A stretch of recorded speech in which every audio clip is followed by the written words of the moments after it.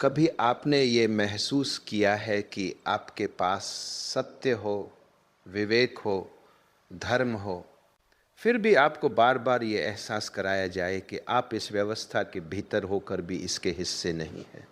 जैसे आप कमरे में मौजूद हों पर कोई आपको देख ही ना रहा हो, जैसे आपकी आवाज़ सुनाई देती हो लेकिन उसका वजन कोई स्वीकार नहीं करता। तो बताइए, दोष उस मनुष्य का होता है या उस व्यवस्था का जो उसे देख ही नहीं सकती। आज जिस व्यक्ति की बात होने जा रही है, वह तलवार लेकर नहीं लड़ा, उसने सिंहासन नहीं मांगा, उसने भीड़ को भड़काया नहीं, फिर भी वह हर उस सत्ता के लिए सबसे असहज था जो अन्याय पर टिकी थी। उसका नाम विदुर था, और ये केवल एक नाम नहीं था, ये एक चेतावनी थी। विदुर का जन्म ही उस रेखा के उस पार हुआ था जहाँ से लौटने की अनुमति समाज नहीं देता। वो उसी वंश में जन्मा जहाँ राज सिंहासन था, वही महल, वही दीवारें, वही आंगन, वही दरबार, वही रथ। फिर भी पहली सांस से ही ये तय कर दिया गया कि ये बालक भीतर रहकर भी भीतर का नहीं है। जिस स्त्री की कोख से विदुर ने जन्म लिया वो दासी थी, और उस एक तथ्य ने उसके पूरे जीवन का भविष्य लिख दिया। यहाँ कोई शोर नहीं हुआ, कोई घोषणा नहीं हुई, कोई तर्क नहीं दिया गया, बस एक मौन निर्णय हुआ। ये बालक राजा नहीं बनेगा, ये बालक उत्तराधिकारी नहीं होगा, ये बालक केवल उपयोग में लाया जाएगा, स्वीकार नहीं किया जाएगा। ध्यान दीजिए, यहाँ समस्या जन्म नहीं थी। समस्या ये थी कि सत्ता अपने लिए धर्म को चुनना चाहती थी, लेकिन धर्म को सत्ता देना नहीं चाहती थी। विदुर की बुद्धि बचपन से ही तीक्ष्ण थी। वो कम बोलता था, वो भीतर तक उतरता था, वो प्रश्न करता था पर उद्दंड नहीं था। वो देखता था पर आंखें चुराता नहीं था। दरबार में बहुत लोग थे जो ऊंचे कुल में जन्मे थे पर भीतर से खोखले थे। बहुत लोग थे जो शास्त्र जानते थे पर अर्थ नहीं समझते थे। और एक ये बालक था जिसे जन्म से ही ये सिखा दिया गया कि तुम्हें सुनने का अधिकार है, बोलने का नहीं। यहीं से विदुर की असली यात्रा शुरू होती है। कोई वनवास नहीं, कोई युद्ध नहीं, कोई श्राप नहीं, बस धीरे धीरे चुपचाप हर अवसर पर पीछे धकेल दिया जाना। राजा बनने के लिए सिर्फ योग्यता पर्याप्त नहीं होती। ये विदुर बहुत जल्दी समझ गया था। राजा बनने के लिए सत्ता की भाषा बोलनी पड़ती है, और सत्ता की भाषा में सत्य सबसे असुविधाजनक शब्द होता है। जब दूसरे राजकुमार खेल में जीतते तो उत्सव होता, जब विदुर किसी प्रश्न का उत्तर सही देता तो चुप्पी छा जाती, क्योंकि उसका सही होना कई लोगों को गलत ठहरा देता था। यहाँ समझने वाली बात यह है कि विदुर को कभी खुलकर अपमानित नहीं किया गया। ये अपमान बहुत सभ्य था, बहुत सुसंस्कृत, इतना शालीन कि उस पर उंगली भी नहीं उठाई जा सकती थी। बस निर्णय लिए जाते और विदुर उन निर्णयों से बाहर रह जाता। सत्ता ने उसे यह एहसास दिलाया कि वो उपयोगी है पर आवश्यक नहीं।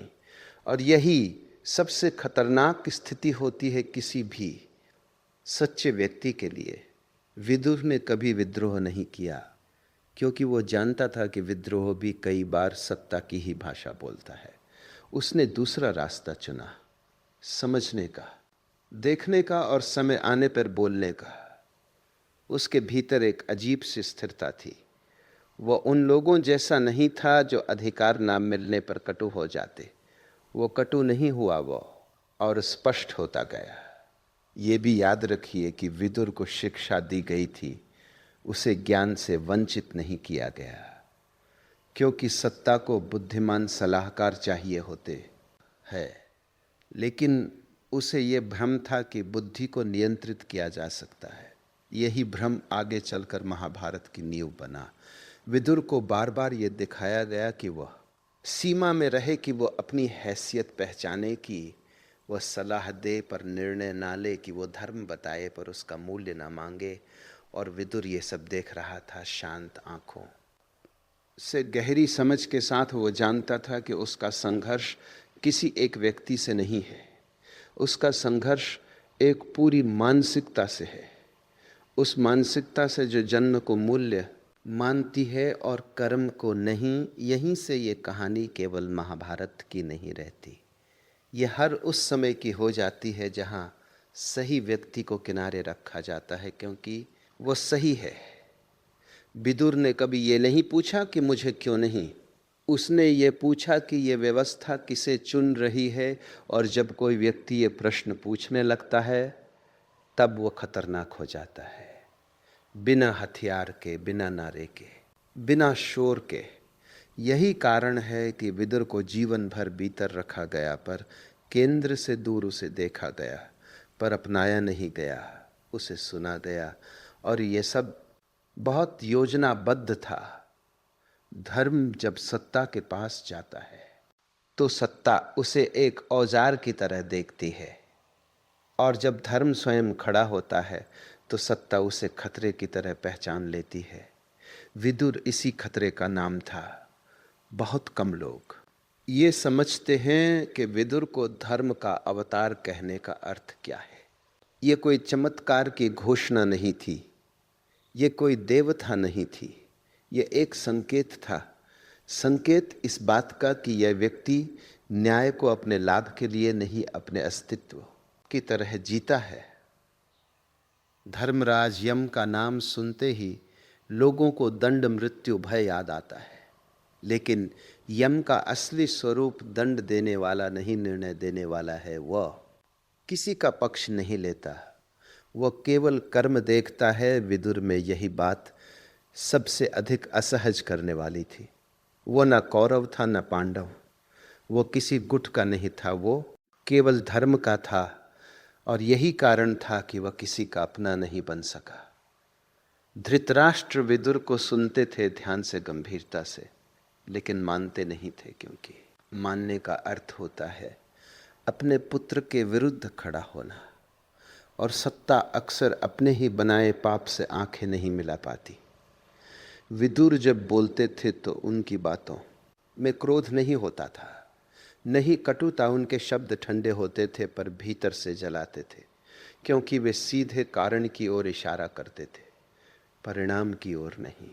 शकुन्य को विदुर से भय लगता था, दुर्योधन को विदुर से घृणा, क्योंकि विदुर उन्हें आईना दिखाता था और सत्ता को आईना कभी पसंद नहीं आता। शकुन छल में निपुण था, दुर्योधन सत्ता में भूखा और विदुर सत्य में अडिग। ये टकराव बहुत शांत था पर बहुत गहरा। जब भी दरबार में कोई निर्णय होने वाला होता, विदुर पहले से जान जाते थे कि इसका अंत क्या होगा। और वही उनकी सबसे बड़ी गलती थी, क्योंकि सत्ता भविष्य सुनना नहीं चाहती, वो केवल वर्तमान में ताली चाहती है। विदुर नीति इसी कारण खतरनाक थी, क्योंकि वो किसी एक राजा को नहीं, पूरी व्यवस्था को कटघरे में खड़ा करती थी। वह ये नहीं कहती थी कि तुम गलत कर रहे हो, वह ये कहती थी कि तुम्हारा रास्ता ही गलत है, और जो रास्ते पर चल रहा होता है उसे यह सुनना सबसे कठिन लगता है। धृतराष्ट्र जानते थे कि विदुर सही है, लेकिन वह यह भी जानते थे कि यदि विदुर की बात मान ली गई तो दुर्योधन का अंत शुरू हो जाएगा, और एक पिता अपने पुत्र का अंत देखने का साहस नहीं कर पाता। यहाँ कोई खलनायक नहीं है, यहाँ केवल कमजोर मनुष्य है। विदुर ने कभी ये नहीं कहा कि मुझे अधिकार दो, उन्होंने ये कहा कि जो अधिकार तुम्हारे पास है उसका उपयोग ठीक से करो। और यही बात सत्ता को सबसे अधिक चुभती है। दुर्योधन ने कई बार खुले रूप में विदुर का अपमान किया, लेकिन विदुर ने कभी प्रत्युत्तर नहीं दिया, क्योंकि वह जानता था कि अपमान का उत्तर देने से अपमान करने वाला छोटा नहीं होता, उत्तर देने वाला छोटा हो जाता है। ये भी याद रखिए कि विदुर को दरबार में रखा गया था, लेकिन केवल इसलिए कि जब सब कुछ बिखर जाए तब कोई तो हो जो सच कह सके। सत्ता अक्सर सत्य को अंत के लिए बचाकर रखती है। शुरुआत में उसे चापलूसी चाहिए होती है। जब विदुर ने कहा कि पांडवों के साथ अन्याय हो रहा है, तो उन्हें समझाया गया कि राजनीति में यह सब चलता है। जब उन्होंने कहा कि दुर्योधन का मार्ग विनाश की ओर है, तो उन्हें कहा गया कि युवा है, सुधर जाएगा। यह सुधर जाएगा शब्द इतिहास में सबसे ज्यादा रक्त से लिखा गया है। विदुर जानते थे कि दुर्योधन नहीं सुधरेगा, क्योंकि सत्ता जब बिना मूल्य के मिल जाए तो मनुष्य अपने भीतर झांकना छोड़ देता है।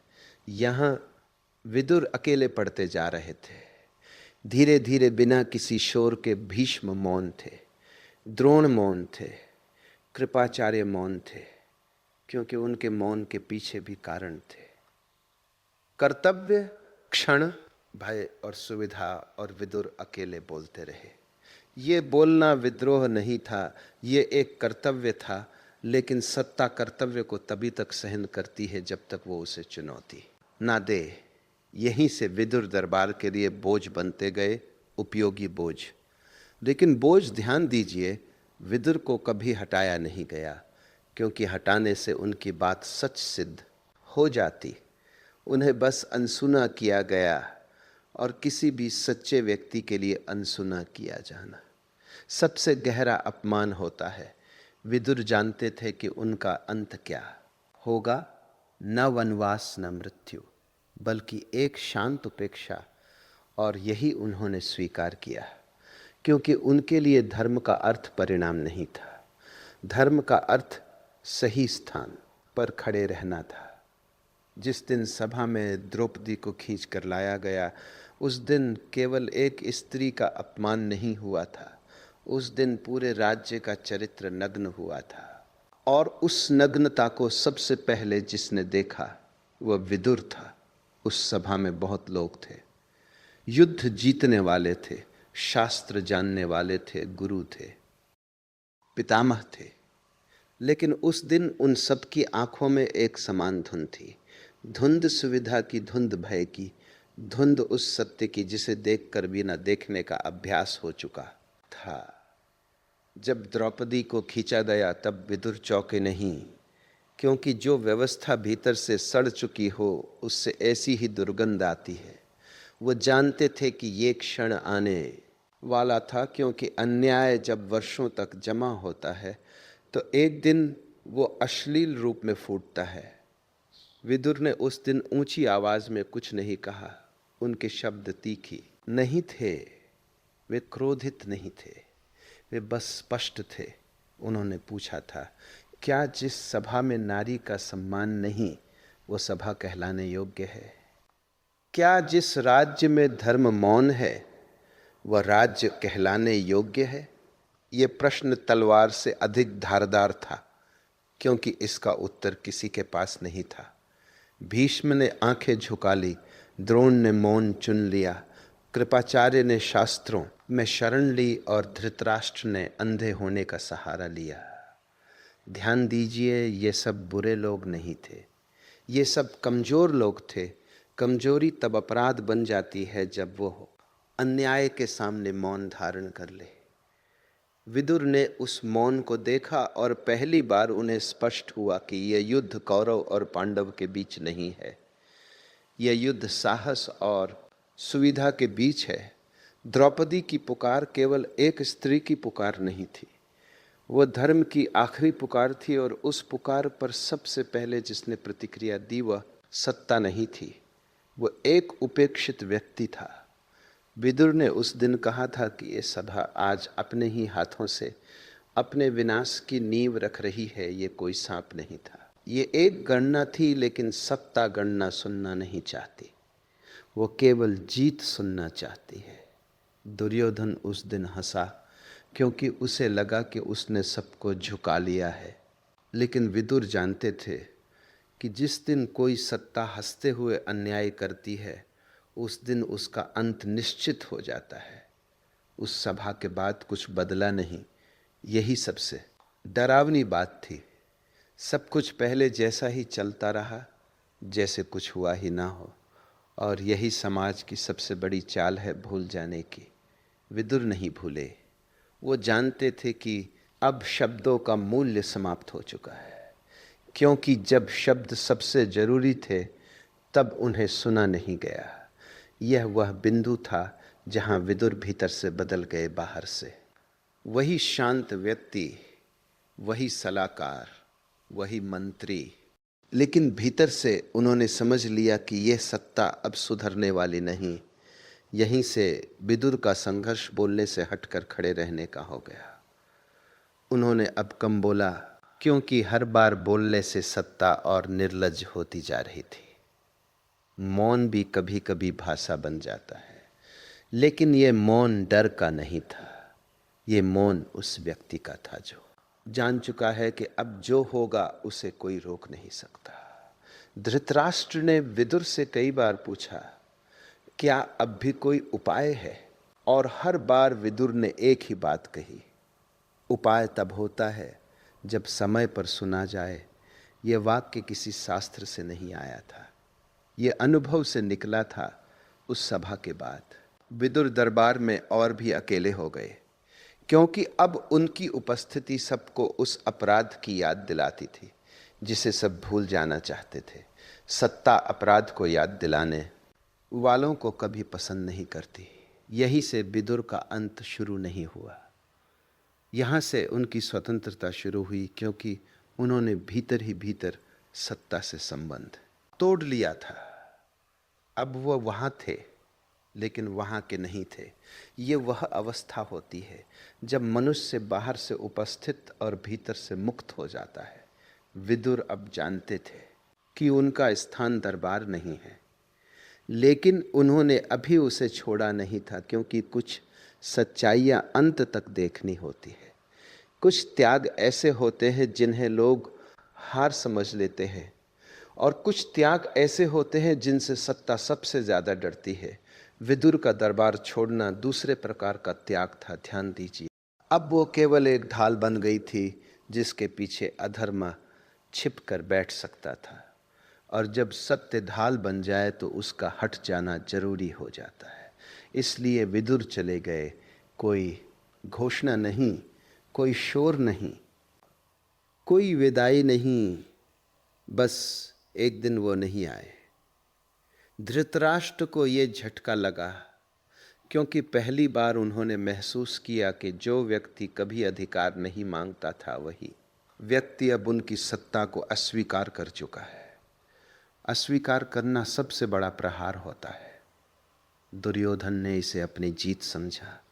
उसे लगा कि एक और कांटा निकल गया, लेकिन उसे यह समझ नहीं आया कि कांटे निकालने से घाव भरते नहीं, वे सड़ने लगते हैं।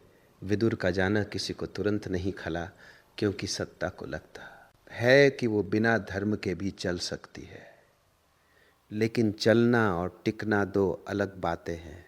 विदुर के जाने के बाद दरबार में सलाहें तो मिली, लेकिन विवेक नहीं रहा। शब्द थे पर दिशा नहीं थी। यहीं से सत्ता तेजी से फिसलने लगी। अब एक दृश्य देखिए।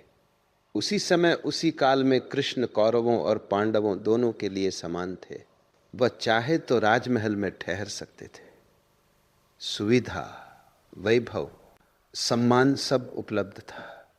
लेकिन जब वह नगर में आए तो उन्होंने विदुर का घर चुना, वो झोपड़ी जिसे कोई महल नहीं मानता था, जिसे सत्ता की सूची में कभी गिना नहीं गया।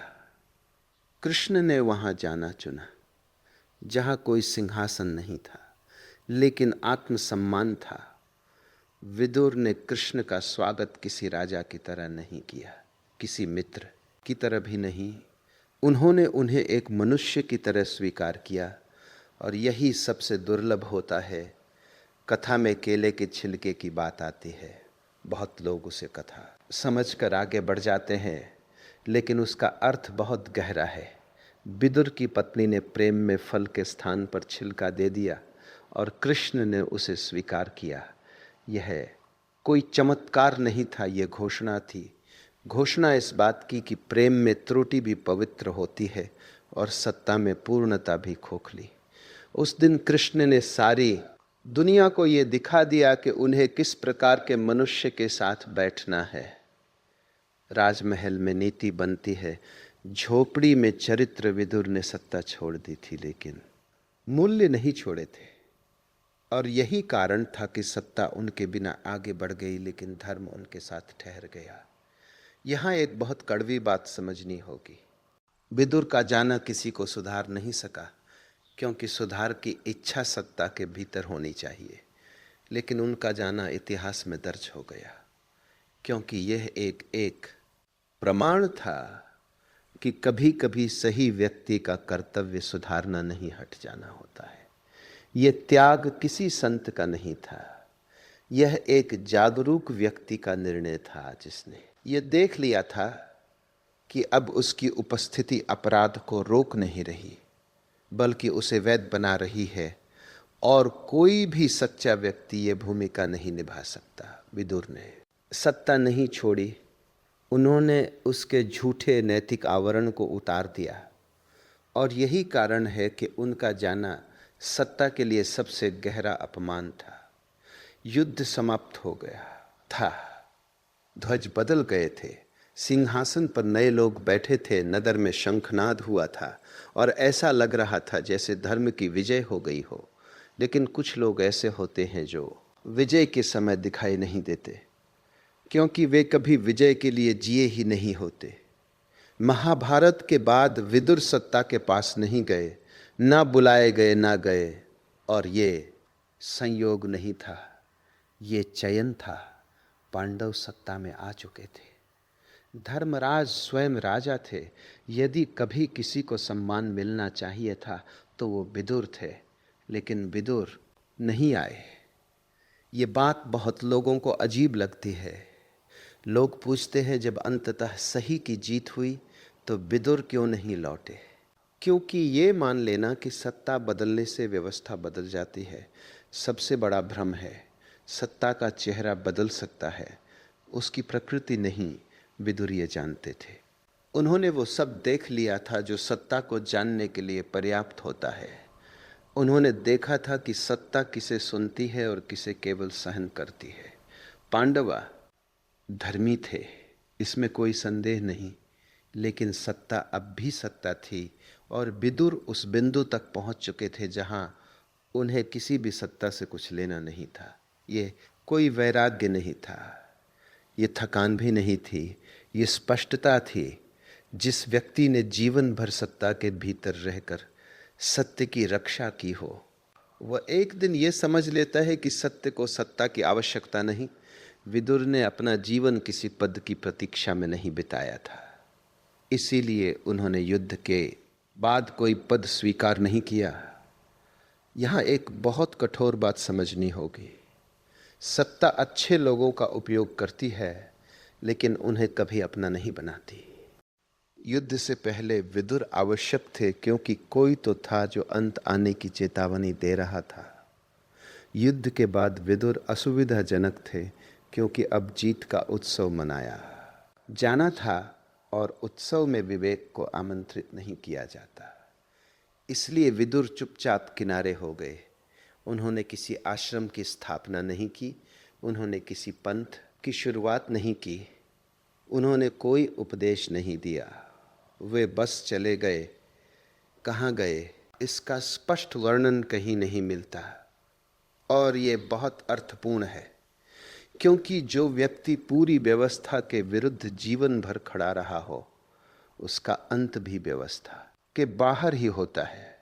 इतिहास ऐसे लोगों को साफ साफ नहीं लिखता, क्योंकि वे किसी के खाते में नहीं आते।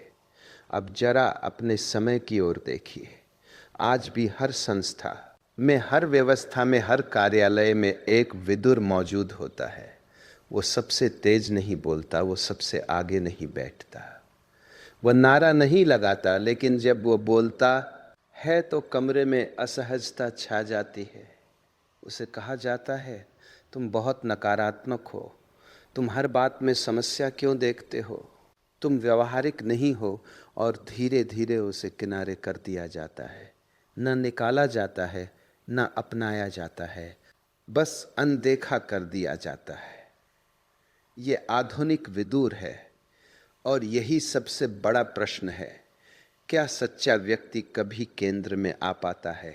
इतिहास का उत्तर है बहुत कम, क्योंकि केंद्र में वही टिक पाता है जो सत्य को थोड़ा मोड़ सके, जो चुप रह सके, जो समझौता कर सके। विदुर ये नहीं कर पाए, या शायद करना ही नहीं चाहते थे। धर्म और सफलता का टकराव यही होता है। सफलता चाहती है कि आप समय के अनुसार ढल जाए, धर्म कहता है कि आप समय के सामने खड़े रहे, और जो खड़ा रहता है वह अक्सर अकेला रह जाता है। विदुर अकेले थे, लेकिन वे टूटे नहीं थे। यह बहुत बड़ा अंतर है। टूटे हुए लोग सत्ता से चिपक जाते हैं, पूरे लोग सत्ता से मुक्त हो जाते हैं। विदुर का जीवन कोई प्रेरक कथा नहीं है, ये चेतावनी है। चेतावनी इस बात की कि यदि आप सच बोलेंगे तो आपको कीमत चुकानी पड़ेगी, लेकिन यह भी आश्वासन है कि उस कीमत को चुकाने के बाद आप स्वयं को नहीं खोएंगे। और अंत में यही सबसे बड़ा प्रश्न रह जाता है, क्या जीत अधिक मूल्यवान है या सही बने रहना?